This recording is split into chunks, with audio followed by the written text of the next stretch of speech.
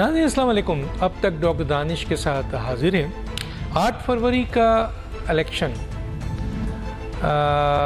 जब 8 फरवरी के इलेक्शन 2024 का ऐलान हुआ तो उससे पहले भी गैर यकीनी सूरत हाल थी और 8 फरवरी का इलेक्शन कमीशन ने डेट तो दे दी और वो डेट सुप्रीम कोर्ट के सख्त रवैये पे और मौक़िफ़ पे दी गई, वरना उससे पहले नहीं दी जा रही थी। 8 फरवरी 2024 पाकिस्तान में आम इंतखाबात की तारीख़ दे दी गई। उसके बावजूद कई हलकों में, कई जगहों पर इलेक्शन 8 फरवरी को ना कराने की सिफारिशें आती रहीं। कहीं कोशिशें, कहीं सिफारिशें, कहीं आपकी शिकायतें और कहीं जो है वो दुआएं।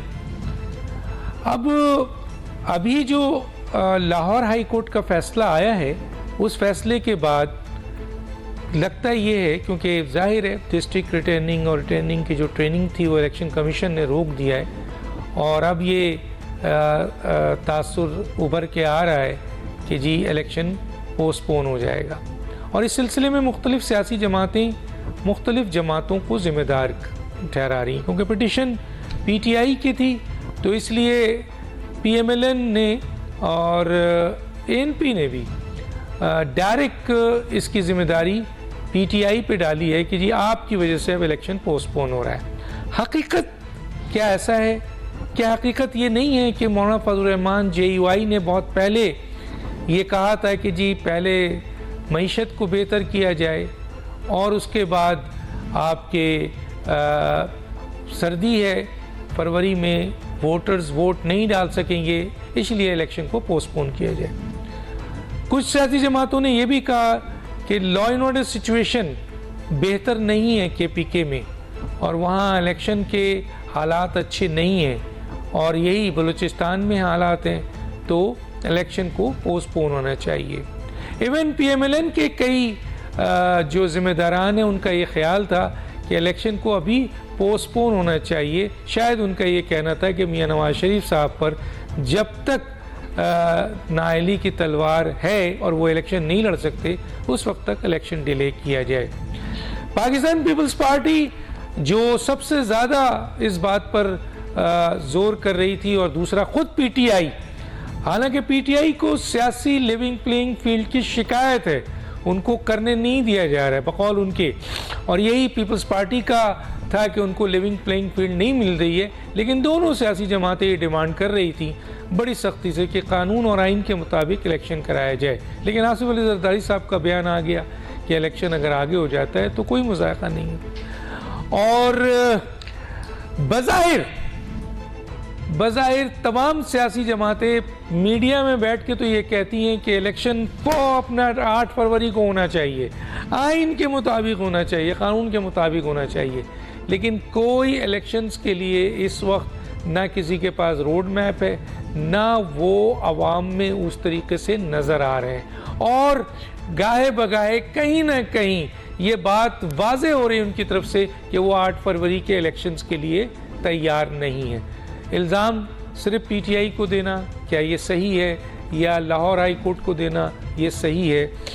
इलेक्शन ना सियासी जमातें, बेशतर सियासी जमातें 8 फरवरी को चाहती हैं, ना इंतज़ामिया चाहती है। जो निगरान हुकूमत है वो भी कह रही है भाई अभी हमें और काम करने दो, अभी और काम करने दो, और कर भी रहे हैं वो, हालांकि उनका मैंडेट नहीं है लेकिन वो कर रहे हैं और वो कह रहे हैं हमें टाइम में भी।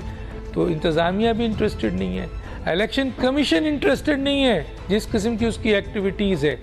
उसके अलावा इस मुल्क के अवाम भी अब इंटरेस्टेड नहीं है, क्योंकि इस मुल्क के अवाम थक चुके हैं इस वक्त, बेरोज़गारी से, महंगाई से और गुर्बत से तंग आ चुके हैं, मर रहे हैं, उनका इंटरेस्ट ही नहीं है। इसलिए वो कहते हैं कि सियासी जमातों पर हमारा एतमाद नहीं रहा। सारे लोग एक तरफ हैं जो कि इलेक्शन नहीं चाहते, सिर्फ एक शख्स के अलावा, और वो हैं जस्टिस काजी फ़ाइज़ ईसा के 8 फरवरी को हर सूरत में इलेक्शन होगा। तो कौन चाहता है? सिर्फ एक शख्स, और वो है काजी फ़ाइज़ ईसा। बाकी दबे लफ्ज़ों में सब इसको डिले कर रहे हैं। इस पे बात करेंगे, और कुछ इश्यूज़ हैं उस पर बात करेंगे। हमारे पास जो गेस्ट हैं उनका तारुफ कराते हैं। जनाब आप सेनेटर जाहिद खान साहब सीनियर सियासतदान हैं, आपका बहुत शुक्रिया सर, आपने हमें ज्वाइन किया। सेनेटर हुमायूं मेमन साहब पाकिस्तान तहरीक इंसाफ हैं, आपका ये बहुत शुक्रिया है कि आपने हमें ज्वाइन किया। बशारत मिर्ज़ा साहब पाकिस्तान पीपल्स पार्टी से ताल्लुक़ है, आपका ये बहुत शुक्रिया। सेनेटर जाहिद खान साहब क्या कहते हैं सर, ये क्या इलेक्शन ना आवाम चाहती है, ये सियासतदान भी नहीं चाहते हैं, इल्ज़ाम सिर्फ PTI पे आ गया है, क्या ये सही है सर? देखिए डॉक्टर साहब, ज़बानी तो सभी लोग बोलते रहते हैं, चाहे आप वो सही हो या गलत हो दिल की गहराई से बात करते हैं या ज़बानी जमाखत करते हैं। लेकिन देखिए PTI ने तो साबित कर दिया, उसने तो अमली काम किया ना। जो लाहौर हाई कोर्ट ने जो ऑर्डर दिया उससे तो जाहिर हो गया कि अभी आपका इलेक्शन कैसे होगा।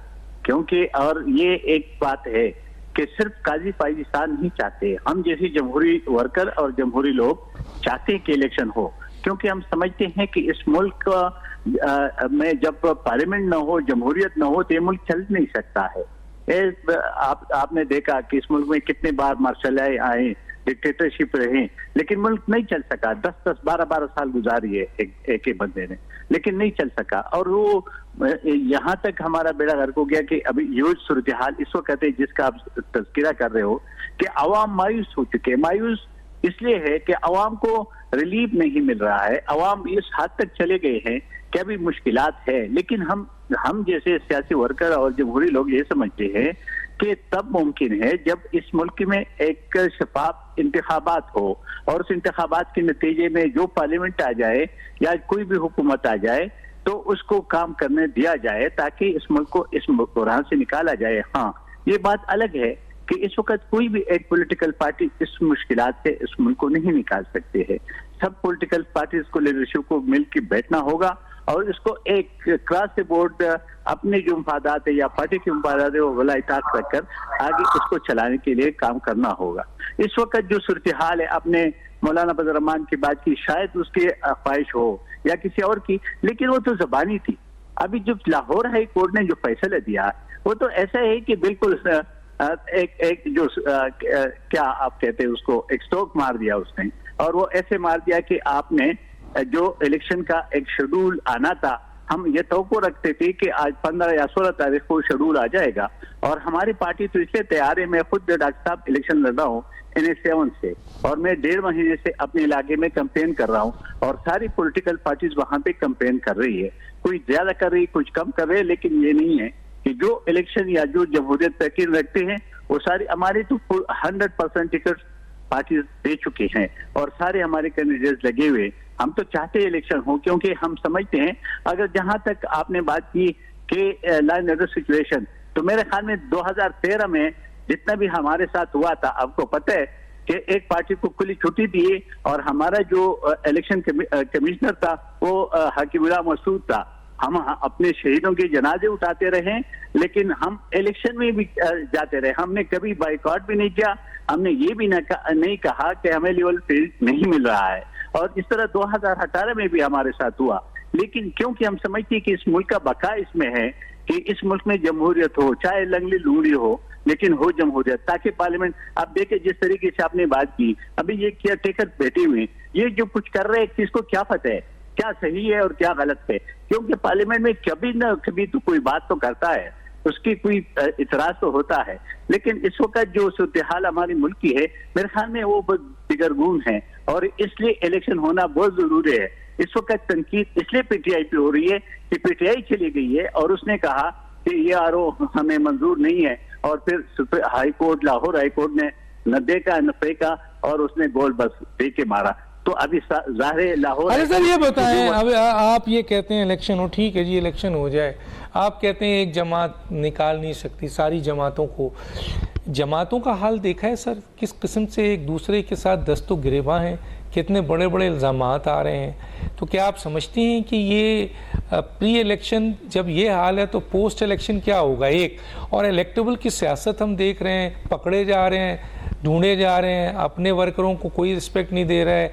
जी इलेक्टेबल्स आ जाएं, लगता है कि इनके मंशूर में और इनकी तंजीम में इतनी ताकत नहीं है कि आवाम का वोट ये ले सकें, चुनांचे ये इलेक्टेबल्स के पीछे भाग रहे हैं। तो जो इलेक्टेबल्स के पीछे भाग रहे हैं वो तो इक़्तिदार के पीछे भाग रहे हैं, तो कहाँ से मुफाहमत। और एक और सवाल, वो ये बताइए सर, आप तो बहुत बड़े तनकीद निगार हैं, मेरे प्रोग्राम में किया है, 16 महीने की जो हुकूमत थी वो भी तो कौमी हुकूमत थी, वो भी तो तकरीबन तमाम 11 सियासी जमातों की हुकूमत थी जो नाकाम हो गई।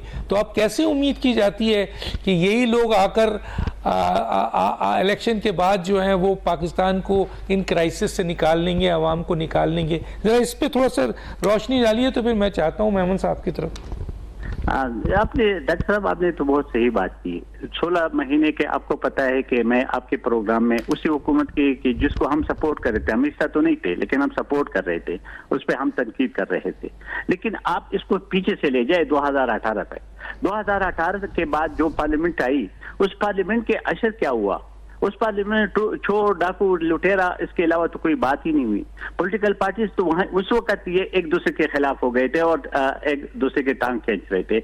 नहीं होना चाहिए था। आपको पता है कि हमने तकरीबन कोई 2022 में एक ऑल पार्टी कॉन्फ्रेंस बुलाई और इसमें हमने सब पॉलिटिकल पार्टीज को बुलाया और इसमें एक पार्टी नहीं आई कि वो तहरीक इंसाफ। और हम यही बात जो आप कह रहे हैं हम यही डिस्कस करना चाहते थे कि इसके लिए देखिए इसके अलावा तो और कोई हल ही नहीं है ना। अरे सर चले मैं आपसे एक सवाल कर लेता हूँ, क्योंकि आप पीटीआई पे गए 3 साल 7 माह, चले जी वो क्रिटिक्स है, वो जवाब बिल्कुल सही है, लेकिन उसके बाद की 16 महीने की हुकूमत तो सर अहम तरीन सियासी जमातें, जमहूरी जमातें जिनको 4-4 दफ़ा हुकूमत में रही हैं, बड़े मैच्योर किस्म के लोग थे, 85 की काबीना थी और मुल्क 16 महीने में तबाह हुआ है। ऐसा नहीं है सिर्फ 3 साल 7 माह में जो है तबाह हुआ है, आवाम जो है मरी है तो 3 साल 7 माह में भी।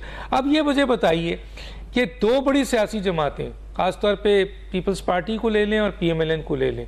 पीपल्स पार्टी की शिकायत ये है कि ये जो पीएमएलएन में मियां नवाज शरीफ साहब के साथ हो रहा है, ये लाडला बन के आ गए हैं, सिलेक्शन हो गई है, उनको लाया जा रहा है। बिलावल भुट्टो के स्टेटमेंट पूछने, आसिफ जरदारी के देख लें, तो सवाल ये पैदा होता है कि किससे जमहूरियत आएगी? अगर पीपल्स पार्टी की बात सही है तो फिर क्या आप समझते हैं कि जमहूरियत आएगी?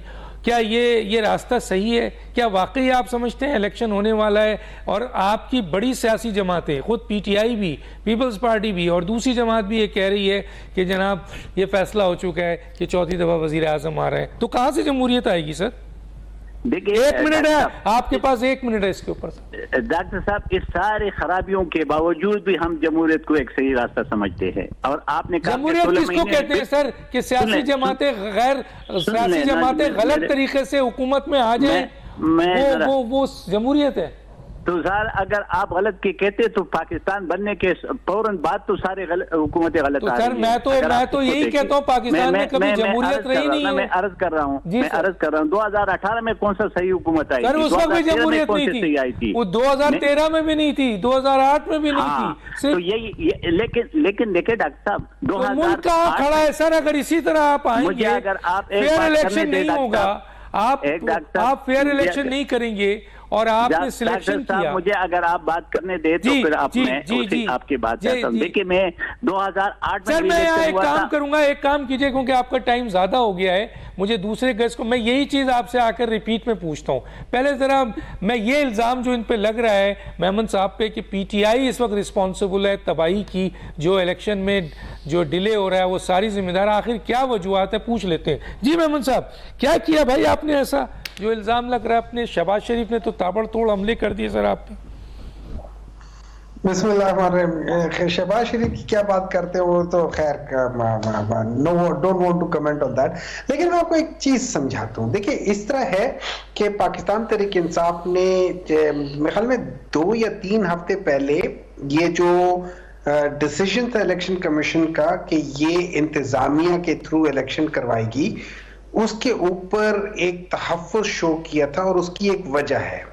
उसकी वजह यह है कि जो ये अनकॉन्स्टिट्यूशनल जो 2 गवर्नमेंट्स है पंजाब की और केपी की, आप उनके देखें कि वो कर क्या रहे हैं। अगर पंजाब में किसी शख्स को भी जो पीटीआई का वर्कर है उसको एक अदालत छोड़ देती है तो वो उनको पकड़ के कर देते हैं। जब 5 दफा अदालतें उनको पांचों केस में बरी कर देती है तो उठा के राहदारी दे देती है कि जी अब इनको क्वेटा ले जाओ।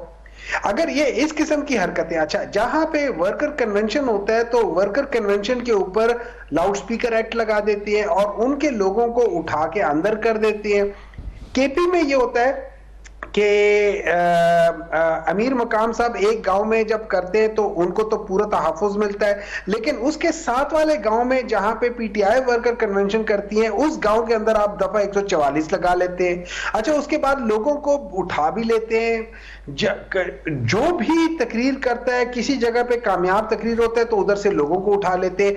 आप मुझे बात बताएं, अगर इस किस्म का काम इंतजामिया कर रही हो, क्या कोई सेन आदमी उस इंतजामिया के ऊपर ट्रस्ट करेगा? क्या कोई पॉलिटिकल पार्टी उसके ऊपर ट्रस्ट करेगी? नहीं करेगी। हमारा क्या मौकफ है? हमारा मौकफ यह है कि इलेक्शन एक्ट में जो आर्टिकल 50 है और उसके लिहाज से आपके पास चॉइसेस हैं।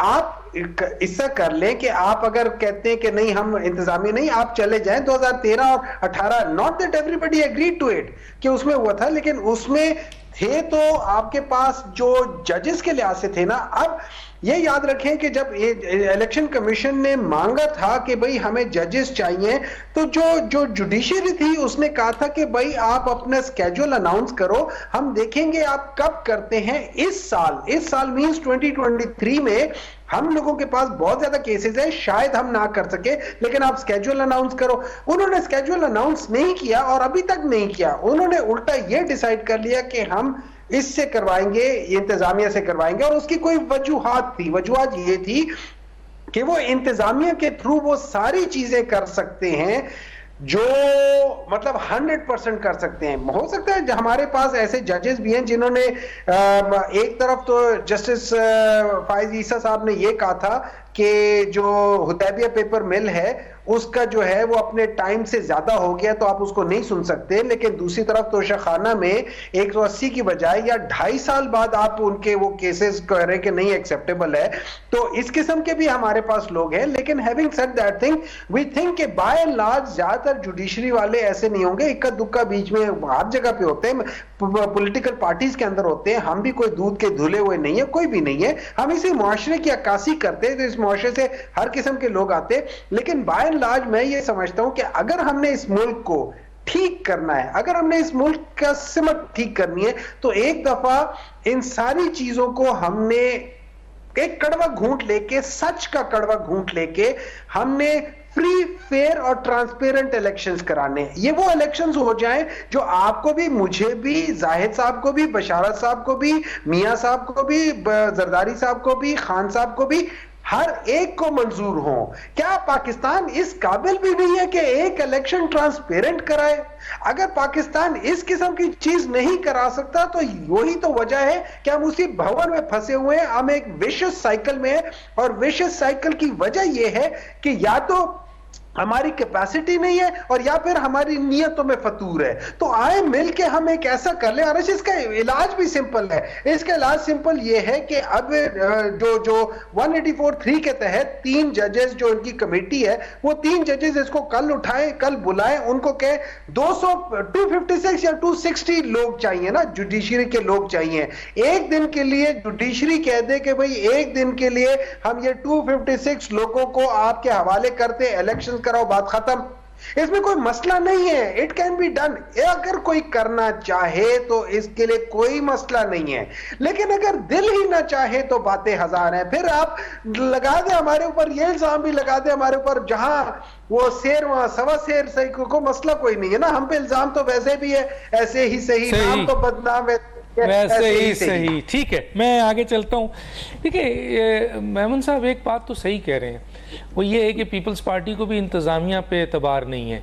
वो कहते हैं कि जी निगरान हुकूमत जो है वो जानिबदार है, वो PMLN की वो है। तो ऐसी हुकूमत जो जानिबदार हो, वो अगर इलेक्शन कराए और इंतज़ामिया उसका हिस्सा हो, जो कि हुकूमत जब जानिबदार है तो उसके नीचे जितनी भी इंतज़ामिया है वो जानिबदार हो गई। तो उस सिलसिले में अगर ये इलेक्शन जुडिशरी के लोग कराएं तो उम्मीद की जा रही है कि ये इलेक्शन शायद बेहतर हो जाए। तो आप का मौक़िफ़ क्या है? ये इलेक्शन डिले जो हो रहा है, उनके आसिफ जरदारी साहब ने भी कह दिया अगर आगे चला जाता है 10, 12, 15 दिन, यानी आगे चला जाता है, एक दिन भी आगे होना मुश्किल है, लेकिन 10, 12 दिन अगर चला जाता है तो कोई मुज़ायक़ा नहीं। बिस्मिल्लाहिर्रहमानिर्रहीम। बहुत शुक्रिया डॉक्टर साहब। मैं बहुत सी बातें करना चाहता हूँ, लेकिन पहले आपके सवाल की तरफ आता हूँ। देखिए, पाकिस्तान पीपल्स पार्टी हमेशा से, आज पहली मर्तबा नहीं, हमेशा से हमारा ये मौक़िफ़ है कि इलेक्शन होने चाहिए, इन टाइम होने चाहिए, फेयर एंड फ्री होने चाहिए। इसलिए हम ये समझते हैं डॉक्टर साहब कि पाकिस्तान या दुनिया में जहाँ जहाँ जमहूरियत है, अगर मसलों का हल निकालना है तो वो डेमोक्रेटिक वे से ही निकल सकता है। यानी इस वक्त जो पाकिस्तान जिस तबाही के रास्ते पर है, जितनी फाइनेंशियली मामलात प्रॉब्लम में आई हुई है, ज़रूरी है कि एक मैंडेट लेके हुकूमत आए जो 5 साल का मैंडेट हो, ताकि जब वो अपनी उन 5 साल के मैंडेट पे पॉलिसीज को अमल करे तो कोशिश करे कि आवाम को रिलीफ दे सके। क्योंकि हम वाकई, इसमें कोई दो राय नहीं कि पाकिस्तान की आवाम जो है इस वक्त शदीद तरीन मुश्किलात का शिकार है, शदीद तरीन मुश्किलात का शिकार है। हम तो ये कहते हैं कि ईरान को देखें, आप देखें ईरान में जंग जारी थी जिस जमाने में, पूरा पार्लियामेंट उड़ गया था, लेकिन उन्होंने इलेक्शन उसके बाद भी कराया था। तो ये ठंड हो गई। दूसरों से क्यों कंपेयर करते हैं? नहीं, मैं इसलिए कंपेयर आप इंडिया से करते हैं, ईरान से करते हैं।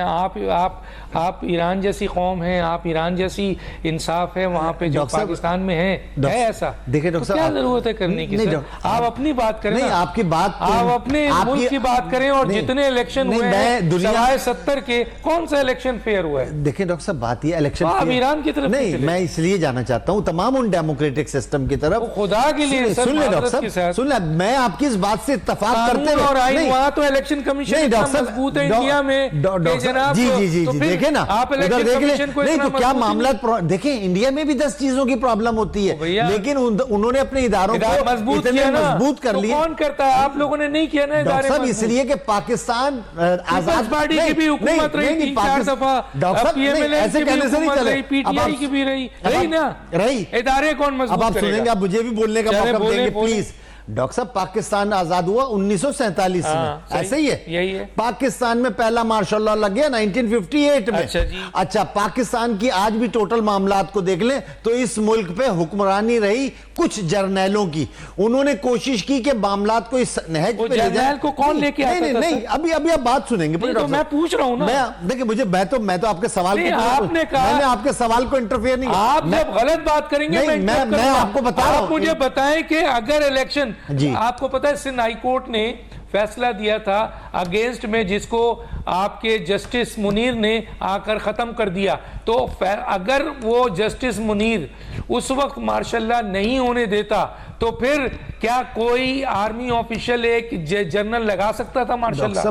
मुझे आपने गुफ्तगू नहीं पूरी, मैं आप और मैं बात एक ही कर रहे हैं। मैं तो इस मुल्क में, देखें जी, इदारे मजबूत कौन बनाएगा? मुझे इदारे मजबूत बनाएगी हुकूमतें। और हुकूमत किसकी होगी? किसकी? जी, अगर हुकूमत हो कि जनाब माजरत के साथ कि आप खाकी पहनकर आ जाएं, मैं आपको 3 साल आइन में भी अमेंडमेंट की इजाजत कर दूंगी। मैं कोर्ट हूं, आप सुन मेरी बात। नवाज शरीफ की हुकूमत को आपने गिराया, जाके उनके पास सर, ये और हम मुखालिफ हैं। ओ सर, उन्होंने पीपल्स पार्टी की हुकूमत को गिराया। यही है तो आप एक सेकंड बीजेपी नहीं जी, बीजेपी और कांग्रेस क्या एक दूसरे के गुण? आर्मी के पास जाते हैं। इंग्लैंड नहीं, आर्मी के पास जाती है। आप आर्मी के पास गए थे? आर्मी के पास कोई नहीं गया। पाकिस्तान बताएं पाकिस्तान पीपल, बताएं मुझे कब गए, बताएं कब गए? नहीं डॉक्टर साहब, ये इल्जाम ऐसे नहीं चलेगा ऑन एयर, आप ये इल्जाम नहीं लगा सकते। क्या आप बताएं पाकिस्तान पीपल्स पार्टी कब आर्मी के पास गई? मार्शल लॉ लगाए। जुल्फिकार अली भुट्टो की पैदावार क्या है बताएं? चले अब आप आ रहे हैं हिस्ट्री पे, मैं उस तरफ नहीं जाना चाहता। नहीं, मैं भी नहीं जाना, लेकिन मैं आपको इसका जवाब देता हूं। जुल्फिकार अली भुट्टो, अय्यूब खान, देखिए जी, उन्होंने पॉलिटिक्स शुरू की अय्यूब खान के, लेकिन अय्यूब खान के पीक पर उस डिक्टेटर की मुखालफत की और छोड़ के आ गए। अच्छा चलो, छोड़ गया। नवाज शरीफ की हुकूमत आर्मी, अगर नवाज शरीफ की हुकूमत आर्मी गिरा रही थी, फर्ज कीजिए, या बेनजीर की हुकूमत गिरा रही थी 1 साल के बाद, तो आप कहते जनाब मैं तो ऐसी इलेक्शन एक्ट से ऐसी हुकूमत का हिस्सा नहीं बनाएंगे। डॉक्टर साहब, वो कल्चर पैदा करें, डॉक्टर साहब कल्चर पैदा करें ना, पॉलिटिकल नहीं सुनेंगे। पॉलिटिकल कल्चर 2 दिन में पैदा नहीं होता। जहां पर हम, डॉक्टर साहब, मैं जब एक आपको अर्ज करूं, मेरी पैदाइश 1960 की है, मैंने आंखें खोली मार्शल लॉ देखा। आपकी पार्टी में मैंने आंखें खोली मार्शल लॉ देखा। मैंने ट्रेनिंग ये देखी। कितने साल है? 76 साल है ना? अब आप सुन ले, 76 साल है। जी 35 साल, आप 30 साल, 40 साल, चले 40 निकाल जी, बाकी तो आप रहे। उसके बाद कैसे रहे कि 2.5 साल के लिए रहे, 3 साल के लिए गिराता था उनको? डॉक्टर आप गिराते थे साहब नहीं, अच्छा, आपकी पार्टी पॉलिटिकल देखिए ये बात इस तरीके से नहीं करेंगे। सियासी जमात नहीं डॉक्टर साहब, ऐसे सियासत को हम कल्चर हम खराब नहीं कर सकते। सियासतदान एक दूसरे की मुखालफत करते हैं। अच्छा चले, आज भी हम नवाज शरीफ की मुखालफत कर रहे हैं, आज भी हम कह रहे हैं वो लाडला है। डॉक्टर साहब इसका क्या मतलब है कि फौज आ जाए और क्या कि मैं कब्जा कर लेती हूँ? नहीं, इसका ये मतलब तो पहले भी तो नहीं आ रही। तो देखिए अगर आप डिफेक्ट बताते, मैं यही कह रहा हूँ जब आप प्रॉब्लम्स को हाईलाइट करते हैं, इसका एक और मैं आपको डॉक्टर साहब अब एक और बात सुन ले, मैं ये मिसाल देना नहीं चाहता, मैं देना चाहता हूं। अगर मेरा घर है, हम 5-6 भाई एक साथ रहते हैं, अगर हम में इख्तलाफ हो जाए तो क्या सिक्योरिटी आके हम सबको कहेगी इस घर पे कब्जा कर ले? नहीं, अब आप सुन ले मेरा जुमला, अब सुन ले। अगर 5 भाइयों में आपके इख्तिलाफ है, हाँ, लड़े, ठीक है ना, सुनते जाए जुमला। लेकिन अगर आप में से एक भाई मेरे पास आए और कहे कि जी मेरे 4 भाइयों को डंडा करें, हाँ, और मैं आपके साथ खड़ा हूं, तो मैं डंडा करूंगा और आपके इंतजार में, यही मैं कहना चाहता हूं। तो आप क्यों गए? आप इस इंतजार में जाते क्यों? लेकिन डॉक्टर साहब मैं यही साबित करना चाहता हूं। नहीं, मैं देखिए दूसरा भाई आता है, कहता नहीं, इसका मतलब यह है कि मैं इंतजार में हूं कि कोई यार मैं इंडिया में ऐसा हुआ, आपने कहा था पड़ोस में, मैं आपको, लेकिन हम गलत कर रहे हैं, हम दूसरी और पाकिस्तान, ये बात ऐसे नहीं। अब मान ले कि इदारे को आप लोगों ने कमजोर किया है, और आज भी मैं आज भी मानता हूं कि हम सियासतदानों की भी गलतियां हैं, मैं कभी इस बात को ये नहीं कहता, नहीं तो मैं, लेकिन सिर्फ सियासतदानों की गलतियां नहीं, तो मैंने आपको नहीं, तो मैंने और क्या कहा? आप भी जिम्मेदार हैं। नहीं, जिम्मेदार मैंने कहा वो है जो ताकतवर है। यार आपको ये बात माननी पड़ेगी, पाकिस्तान में जो ताकतवर है। अगर एक डिफेंस मिनिस्टर, सुन लीजिए, अगर अभी मैं बताता हूं आपको नहीं, अगर एक डिफेंस मिनिस्टर ये नहीं चाहे तो क्या एक जनरल आ सकता है? नहीं आ सकता। आप खुद कमजोर हैं, आप गलत तरीके से आते हैं, आप उनकी मदद से आते हैं, इसलिए आप ब्लैकमेल होते हैं। नहीं, पाकिस्तान नहीं, पॉलिटिशियन अवाम की मदद से आता है, पाकिस्तान का पॉलिटिशियन अवाम की मदद से आता है। अच्छा एक सेकंड, आप मुझे 2018 का इलेक्शन सही हुआ है, मैं अब एक इमरान खान सही आए थे, सुन लेना सही बात है, मेरी बात सुन ले, इमरान खान सही आए थे। आप ये समझते हैं कि इमरान खान सही आए थे? अब आप सुने ना जवाब, मेरा जवाब सुनेंगे? तो क्या मैं पूछना चाहता हूं, अवाम ने पूरे इमरान खान इलेक्शन 2018 इमरान खान आए थे, आवाम की ताकत से पाकिस्तान में ना, पाकिस्तान नहीं, मैं एक और मानता हूं कि पाकिस्तान के इलेक्शन क्लियर नहीं होते, नहीं अवाम का वोट तो होता है डॉक्टर साहब खुदा के लिए, लेकिन उसको टर्न डाउन करते हैं। देखिए ये बहस इस बात पर है, ये जाहिद भाई इधर हैं, देखो मुझसे भी जाहिद भाई से ही पूछ नहीं, पहले आपने मुझे गुफ्तगू नहीं करने दी, इसलिए नहीं दी, आगे देंगे, ब्रेक के लिए कहा जा रहा, आगे देंगे, एक छोटा सा ब्रेक पे वापस आते हैं।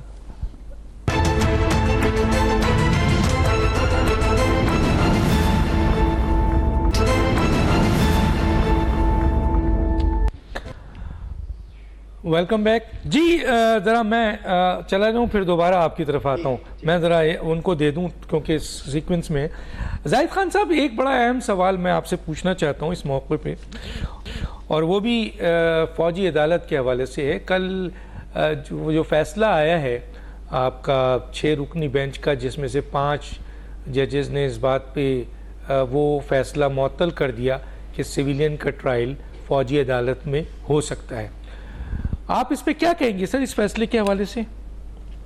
देखिए डॉक्टर साहब, 2-3 बातें हैं। एक तो फिर वो जो बात चल रही थी वो अभी खत्म नहीं हुआ था, बहरहाल आपके सवाल पे मैं आता हूँ, लेकिन मैं एक बात सिर्फ करना चाहता हूँ, अगर आप 1 सेकंड मुझे 30 सेकंड दे दे।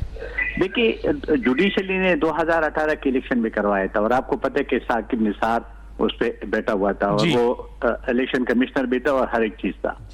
मैं उसके एक वाकया, मैं 2018 में भी इलेक्शन लड़ा था, और मैं उसके एक वाकया आपको बताना चाहता हूँ। 2018 में यही जजेस से इन्हीं के जरिए इलेक्शन हो रहा था, तो मैं दिरलोर से ताल्लुक रखता हूँ, मेरे एक दोस्त से लायर है, उसने मुझे कहा कि यार मुझे उस दिन रात को जब रिजल्ट आ रहा था तो मुझे सेशन जो जज है उसने मुझे, क्योंकि डिस्ट्रिक्ट तो सरबराह तो सेशन जज होता है, तो कहते उसने मुझे बुलाया लेकिन उसने धोखा लेके मैंने उसकी कॉल अटेंड नहीं की। कहते जब मैं बाहर निकला ऑफिस से तो बंदा खड़ा था, उसने कहा कि जी आपको सेशन जज साहब बुला रहे। तो कहते मैंने कहा अच्छा ठीक है। कहते मैं गया तो मैंने उससे पूछा जी की खैर है? उसने कहा खैर नहीं है। तो क्या खैर नहीं है? उन्होंने कहा कि ये जो बोरियां आ रही हैं वोटर्स की, ये जाती है वो चौनी में, साहब ने चौनी है उसमें जाती है और उससे और बोरियां आती है। तो उसने कहा कि मतलब ये कि ये दान नहीं हो रही? कहते हाँ। तो कहते मैंने उसे कहा कि दो बातें हैं, या आप जुर्रत करें और कहे कि ये इलेक्शन में नॉन वायलेट करता हूं, दोबारा इलेक्शन होगा, और अगर आप में इतने जुर्रत है तो कर ले, लेकिन इसके अगली सजा भी आपको मालूम होगा कि क्या होगा। उसने कहते कि उसने ये कहा सेशन जज ने कि यार मैं गरीब आदमी हूँ, मेरी नौकरी भी जाएगी और मेरे जान भी जाएंगे, मैं इसके अहल नहीं हो सकता हूँ। तो ये चीजें तो है, चाहे वो जुडिशली है चाहे वो आपकी इंतजामिया हो, तो इसमें कोई नहीं। क्या जितने भी 2018 में जो कुछ हुआ था शायद इससे पहले कभी भी नहीं हुआ तो था सब में, नहीं सबके मैं आपसे मानता हूं, लेकिन ये बिल्कुल ब्लंडर था। उसके बाद जो हुकूमत आई उसने भी कुछ नहीं किया। ये आप सही कह रहे कि हमारे सियासतदानों हम लोगों के अंदर भी यही चीज है कि एक जाके कहता है कि जी मैं ऐसे ही आपके ताबेदार होऊंगा, और वो बदकिस्मती मुल्क इस हद तक आ गया है। आपने कहा फौजी अदालतों की, फौजी अदालतों की हम तो हमेशा खिलाफ रहे हैं। हम इसलिए खिलाफ रहते हैं कि हम कहते हैं कि इंसाफ उसमें नहीं मिलते हैं, लेकिन वो जुडिशली है, ये जुडिशरी एक दिन एक ही फैसला करते हैं और ये हमेशा के लिए ये नजरे जरूरत के तहत फैसले करते रहे, इसलिए इस मुल्क का बेड़ा गर्क हुआ, और वो हमेशा के लिए डिक्टेटर का एक बी टीम रहा है, और आज भी वही काम चल रहा है। देखिए आपने देखा कि जो कुछ अभी पीछे हुआ, आपने देखा कि 63A के जो जिस तरह तशरीह की गई है वो पहले जस्टिस साहब ने, उसने चीफ जस्टिस साहब ने उसने बेड़ा गर्क कर दिया इनका। ये आइन का हर एक बंदा आगे बड़ा कर देता है। आपको पता है कि जब जौल हक आया तो 58(2)B उसने कर दिया, जो 2013 में मैं 97 में सेनेटर था, 97 में सेनेटर था, हमने एक जो था अमेंडमेंट 13 और 14 ये दोनों हमने पास करवा के उसको खत्म कर दिया। अभी आपको पता है कि जब अभी हम आए तो ये आपको पता है कि जो दूसरा डिक्टेटर आया था ये परवीन शरफ, उसने भी आइन का बेड़ा गर्क किया। 17 अमेंडमेंट वो भी हम सियासतदानों ने पास करवाया था, हालांकि वो जो पहले वाला था जौल हक वाला वो तो नॉन पार्टी बेसिस पे हुआ था। यहाँ पर यही तो सवाल है कि देखें परवेज मुशर्रफ अकेले तो नहीं कर सकता ना, उसको तो फिर पॉलिटिशियन ने सपोर्ट किया, पार्लियामेंट में वैलिडेट किया, और कोर्ट ने, सुप्रीम कोर्ट ने उसको 3 साल तक अमेंडमेंट करने की इजाजत दे दी। तो मेरा सर यहाँ पर सवाल है कि क्या इसके जिम्मेदार पॉलिटिशियन नहीं है? क्या इसके जिम्मेदार अदलिया नहीं है? अब सवाल ये होता है कि बिल्कुल उंगली उठनी चाहिए कि जी ये एक इदारा है, लेकिन मैं समझता हूँ सबसे ज्यादा ताकतवर इदारा इस मुल्क में वो है अदलिया। अगर अदलिया ये ठान ले कि जी वो किसी की डिक्टेशन नहीं लेगी और हक और इंसाफ पर और मेरिट पे फैसला करेगी, तो कोई इदारा उसको कैसे वो कर सकता है? सर अभी फौजी अदालत पे एक बात हो रही है कि जनाब फौजी अदालत इसलिए चाहिए, कल एक पॉलिटिशियन ने कहा PMLN के, फौजी अदालत इसलिए चाहिए क्योंकि हमारे जजेस को थ्रेट होता है और ये फैसले नहीं दे सकते। तो अगर जजेस थ्रेट पर मेरिट पे फैसले नहीं दे सकते तो इनको किसने अथॉरिटी दी है कि इस मुकाम पर आके बैठते हैं? सर बिल्कुल, मैं आपसे डॉक्टर साहब इत्तेफाक करता हूँ सर, वो हमेशा के लिए यही हुआ है और इसमें हमारा भी अपना हिस्सा है। मैं पॉलिटिशियन को कभी बड़ी जमा नहीं समझता। मैं कहता हूँ कि पॉलिटिशियन सबसे बड़ी जिम्मेवारी है। अगर पॉलिटिशियन तान ले तो ये सारे इदारे ठीक करवा सकते हैं, लेकिन फिर हम लोग जाते हैं, हम लोग उनके सहारे लेके फिर किसी न किसी छतरी के नीचे हम आके यही मैं कह रहा था, ये मान नहीं रहे थे आपके दोस्त। मैं जवाब नहीं, मैं देखिए कोई माने या न माने, हम लोग तो मानते। मैं तो एक सियासी कारकुन हूँ, 40 साल से सियासत कर रहा हूँ। इस मुल्क के साथ जो कुछ हो रहा है उसकी तबाही आज आ चुकी है और अब अल्लाह खैर करे कि ये मुल्क बच जाए। मुझे तो यही नजर आ रहा है कि जो सूरत हाल है, जब इलेक्शन के बाद आपको क्या नजर आ रहा है? सर इलेक्शन के बाद जिस तरह की लड़ाइयाँ चल रही हैं, मारपीट चल रही है, इलेक्टेबल्स के पीछे भागा जा रहा है, कोई मैनिफेस्टो नहीं है, कोई प्रोग्राम नहीं है, और एक अजीब सी सूरत है। तो क्या आप इलेक्शन के बाद, आखिरी जुमला सर, क्या आप सियासी अदम इस्तेहकाम नहीं देख रहे हैं मजीद? देखिए, मैं डॉक्टर साहब आपसे मुतफिक हूँ, ये किंग पार्टीज भी बन गई हैं। Yes. लेकिन हम समझते हैं कि फिर भी अगर कुछ भी हो, पार्लियामेंट में कोई भी लोग आ जाएं, 1 2 बंदे, 3 बंदे, 4 बंदे भी सही हो, और वो ये न कहे कि जी मैं अब मुझे क्या चाहिए, तो कुछ हो सकता है। आपके 2008 का इलेक्शन के बाद 2010 में जो 18 अमेंडमेंट हम लोगों ने पास किया था, वो भी एक बहुत बड़ा कारनामा था। अगर आप देखें जिस मुल्क के अंदर जितनी लड़ाइयाँ चल रही थी, छोटी सूबे और बड़ी जी, मेमन साहब क्या कहते हैं सर? फौजी अदालत के ऊपर आपके बयानात वही हैं जो पुराने वाले हैं या बदल दिए गए हैं सर? देखिए, इस तरह है कि अगर आप इन प्रिंसिपल मुझसे पूछे ना, तो फौजी अदालतों की जरूरत है। लेकिन उसमें कंडीशंस हैं। बेसिकली अगर आप देखें तो इनमें 4 ऐसे कंडीशंस हैं कि जिसमें फौजी अदालतें जरूरी हैं। एक, वो फौजी जो ऑलरेडी इन सर्विस हैं और उसमें काम कर रहे हैं। एक, अभी हमने पिछले दिनों चंद 1 साल 1.5 पहले देखा था कि ब्रिगेडियर रिजवान साहब थे, जिनके ऊपर उनको सजाए मौत भी दी गई थी बेसिस पे he was serving brigadier in the army, उन पे बिल्कुल बनता है। अच्छा, आपके पास ऐसे सिविलियंस हैं जो आर्मी के इदारों के साथ मिलके काम कर रहे हैं, उनके ऊपर बिल्कुल बनता है। आपके ऐसे आर्मी ऑफिसर्स हैं जो कि रिटायर होने के बाद उनके पास बड़े क्लासिफाइड इंफॉर्मेशन होती हैं, तो उनके ऊपर आ सकता है।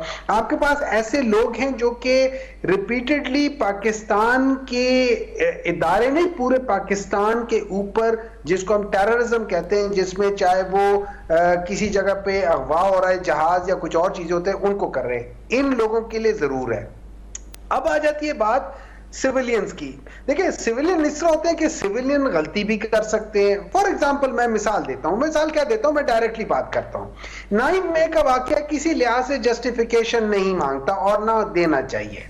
अब 9 मई के वाकये में मैं और आप जैसे लोग हैं जो कि भटक गए थे, जिन्होंने गलत काम किया है, उनको सजा मिलनी चाहिए, उसकी अपनी जगह है। लेकिन उनको टेररिस्ट बना के उनके ऊपर आर्मी का वो करना, ये मैं समझता हूं शायद ज्यादती होगी। उनके ऊपर जरूर एंटी टेररिज्म एक्ट के लिहाज से या बाकी चीजों के लिहाज से सिविल कोर्ट्स के अंदर वो करे, वो भी बड़े फाल कोर्ट्स होते हैं। और ये याद रखें, ये वो लोग भी नहीं है कि जिनसे जजेस को खतरा हो। मतलब लेट्स से एक आदमी, हम कहते हैं एक टेररिस्ट ग्रुप है, उससे तहरीके तालिबान पाकिस्तान है या दाइश है या कुछ है, तो एक जज उसके ऊपर डिसीजन लेते हुए डरता है क्योंकि उनको वहां पे जान का खतरा है। इनमें से कोई ऐसा शख्स नहीं है जिससे किसी को जान का खतरा होगा कि यार इनके खानदान वाले आके हमें कर लेंगे। तो इस करंट सिचुएशन में मैं ये समझता हूं बेहतर तरीका, अफजल तरीका ये होगा कि इसको नॉर्मल कोर्ट्स में करें और इनको जिनके ऊपर प्रूफ होता है उनको जरूर सजा दें, ताकि पता चले कि क्या है। ये तो एक पॉइंट आ गया। आपकी जो इंटरेस्टिंग डिबेट चल रही थी कि क्या पॉलिटिशियंस इन्वॉल्व हैं या नहीं है, देखिए पॉलिटिशियंस जो हमारा जो मेन जो पहला गलत कदम गया था ना, वो हुआ था with due respect Zulfikar Ali Bhutto के टाइम पे, कि जब 160 सीटों वाला जो बंदा था उसको हटा के 80 सीट वाले ने एक्सेप्ट कर लिया। एक पॉलिटिशियन ने एक्सेप्ट कर लिया कि यार इधर हम उधर तुम, कोई मसला नहीं है। और उन्होंने कहा था, जब जनरल याया साहब उस वक्त बुलाना चाह रहे थे, रिक्वेजिशन कर रहे थे नेशनल असेंबली की, तो भुट्टो साहब ने उनको मना कर दिया था। वरना अगर रिक्वेजिशन हो जाती तो जो मुजीबुर रहमान जो था वो एक्चुअली वो उसने कहा भी था बहुत सारे लोगों को कि यार तुम लोग उस जगह पे मैं तुम्हें इतनी पावर दे दूंगा, तुम उस जगह पे हुकूमत कर लो। ये नहीं होता एक किस्म के अलायंस वगैरह वो करना चाह रहे, तो वो बेसिकली यूनिटी ऑफ पाकिस्तान पे बिलीव कर रहे थे। लेकिन उनके साथ इतनी ज्यादती हो गई कि उनको बिल्कुल हटा दिया। तो वो चीजें होती है। और फिर हमने देखा कि सिविल मार्शल लॉ एडमिनिस्ट्रेटर भी बन गए। अब उसके बाद से फिर आगे देख ले, 1985 ऑनवर्ड्स देख ले क्या हुआ, पीपल्स पार्टी और पीएमएलएन के दरमियान क्या लड़ाई। तो ये कौन कर रहे थे? हम पॉलिटिशियंस कर रहे थे। ऑफ कोर्स वो लोग इसका एडवांटेज लेंगे। अगर मुझे एडवांटेज मिल रहा हुआ अपने हक में, मैं जरूर एडवांटेज लूंगा। अब करना क्या चाहिए? करना यह चाहिए कि हमें अपने इदारों के लिए या अपने फैमिलीज को आगे लाने के लिए इससे हट के हमें एक दफा सबने मिलके, चाहे वो इदारे हो, अच्छा इसमें जुडिशरी इक्वली इन्वॉल्व है, क्योंकि जैसे आपने बिल्कुल सही कहा कि judiciary is the most important and powerful. हमने देख लिया कि जब जुडिशरी ने कहा कि नहीं ये 2 नवंबर का आपका डिसीजन गलत है, तो उसके बाद even the strongest of the arm forces person, president भी था, चीफ एग्जीक्यूटिव भी था, चीफ ऑफ आर्मी स्टाफ भी था, वो भी कुछ नहीं कर सका। ठीक है, तो अगर जुडिशरी वो जस्टिस मुनीर वाले बात ना करते, एक प्रॉपर तरीके से वो होता और उनको बार-बार वेरिफिकेशन ना करते, तो हमारा प्रॉब्लम नहीं होता। लेकिन आज क्या कर सकते हैं? आज हम सारे पॉलिटिशियंस, आप देख रहे हो कि यार एक पॉलिटिकल पार्टी अगर उसने गलत भी किया है तो उसके साथ भी बहुत ज्यादती हो रही है। आप बैठे हुए क्यों देख रहे हो? आप आके कहो कि यार देखो मिलके काम करते हैं, लेट्स, आपको भी सबक पड़ गया। सर ये तो खुश हो रहे हैं कि आपको अगर इलेक्शन से बाहर रख दिया जाएगा तो इनको वोट पड़ जाएंगे, ये जीत जाएंगे। दानिश साहब, ये इनकी गलत फहमी है कि इनको वोट पड़ेगा। ये इनको पूछ लेता हूँ डॉक्टर साहब, पूछ लेता हूँ।